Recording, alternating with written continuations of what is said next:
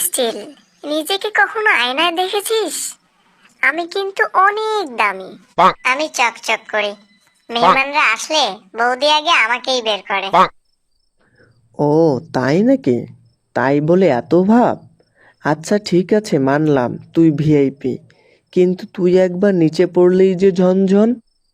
আমাকে ফ্রিজের মধ্যে ঠান্ডা করে রাখা হয়, আর তোমাকে রাখা হয় বাইরের খোলামেলা ময়লা জায়গায়।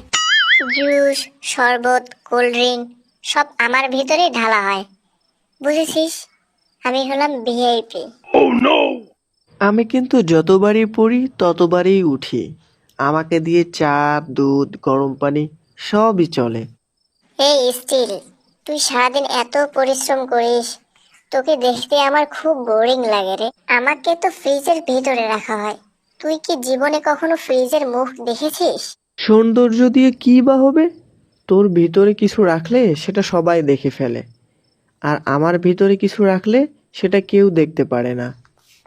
কিন্তু রান্নাঘরের আসল হিরো আমি। দুধ, গরম চা, পানি সব জায়গায় আমাকেই ব্যবহার করা হয়। তুই শুধু হলি মেহমান স্পেশাল, বুঝেছিস? এই কি শুরু করছো তোমরা? থামো, ঝগড়া করো না।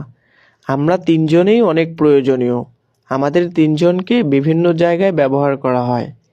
কাজকে ব্যবহার করা হয় মেহমানরা আসলে, আর স্টিলকে ব্যবহার করা হয় দুধ, গরম পানি খাওয়ার সময়, আর আমাকে ব্যবহার করা হয় বিয়েবাড়ি, পিকনিক কিংবা অনুষ্ঠানের সময়।